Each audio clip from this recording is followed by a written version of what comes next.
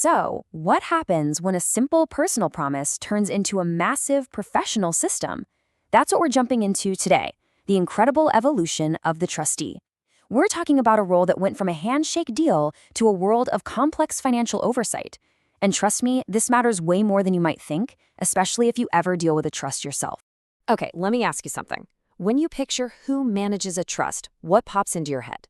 Is it a lifelong family friend, someone you trust with absolutely anything? Or is it a giant glass and steel skyscraper, home to some huge institutional bank? Well, the journey from that friend to that skyscraper is exactly what we're going to unpack. All right, before we get any further, we have to lock in one absolutely critical idea: fiduciary duty. It sounds complicated, but it's pretty simple. It's a legal and ethical promise to always put someone else's interests ahead of your own. It is the absolute bedrock of any trust, and as we're about to see, how we think about it has been completely reshaped over time. To really get just how much has changed, we've got to go back to the beginning. Back to the old school model, where a trustee's job was built on nothing more than a personal promise. This was called the chancery model, and man, it was personal. You'd pick one person, someone whose character you knew and trusted completely. Their rulebook wasn't some legal code, it was their own conscience. And here's the kicker: delegation was a total no-go. The whole idea was that you trusted that one person, so they had to do everything themselves. Passing off duties wasn't just lazy, it was seen as a flat-out breach of trust. So if the old system was built on this solid foundation of personal trust, what broke it? Why did we need such a massive change? Well, in one word, complexity. The world simply got way too complicated for the old model to keep up. I mean, think about it. That trusted friend wasn't just managing a local farm anymore. All of a sudden, they were supposed to understand global markets, complex derivatives, constantly shifting tax laws. It was an impossible job for one person. And the irony is, the very rule that was meant to protect the trust, that ban on delegating, was now putting it in serious danger. No single person could possibly be an expert in everything.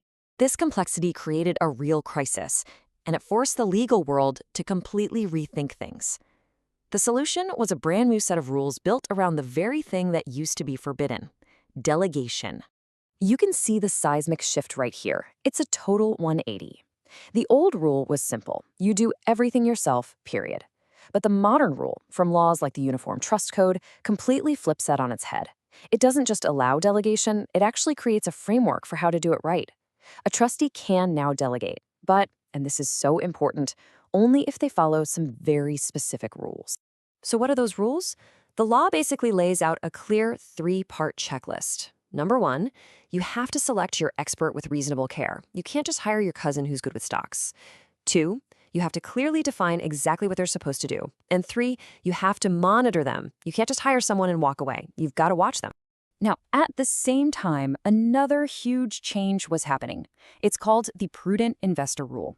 See, before this, trustees had to pick from a legal list of super safe, approved investments. This new rule shifted the focus. Instead of judging every single investment, you judge the trustee's overall strategy. This new way of thinking made delegating to financial experts not just a good idea, but pretty much a necessity.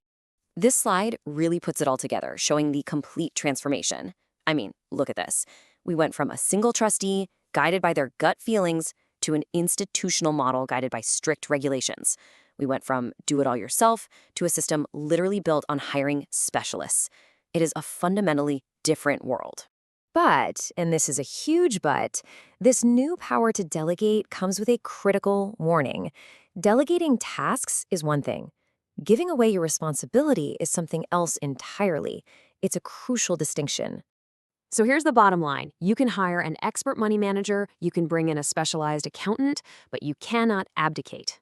That core fiduciary duty we talked about at the very beginning, it always stays with the trustee. They are the final backstop. The buck stops with them. So let's look at the playbook. What are the permitted moves? Delegating tasks, hiring experts, that's all good. And the illegal moves? Just abandoning your role, ignoring your duty to keep an eye on things, or trying to just hand the whole shebang over to someone else. The rules get really specific here. A modern trustee can, and often should, hire a federally regulated bank or investment firm. But what they can't do is say, all right, U.S. Treasury, you're in charge now. That's not delegating, that's abdication. The trustee has to remain that central responsible hub, that single node that the entire system relies on. So, when we put all these pieces together, the history, the new rules, and these unbreakable responsibilities, we uncover this fascinating tension right at the heart of the modern trust. We can call it the modern fiduciary paradox. The trust isn't just a private agreement anymore. It's become this hybrid. It's part personal duty, something based in private law, and part regulated system that works with public-style oversight. It's living in this new space, somewhere between a handshake and a federal regulation. And this brings us to the final, really provocative question that defines this role today. As the actual management of the trust gets more remote, handled by big institutions and teams of specialists, does the trustee's core responsibility get smaller? And the answer, according to the law, is a resounding no. And that right there, that's the paradox. The more complex our world gets, the more a trustee has to rely on this remote network of experts, yet that fundamental personal promise at its heart remains absolute. It's non-delegable. It's a wild evolution, all circling back to this one unchanging core of responsibility.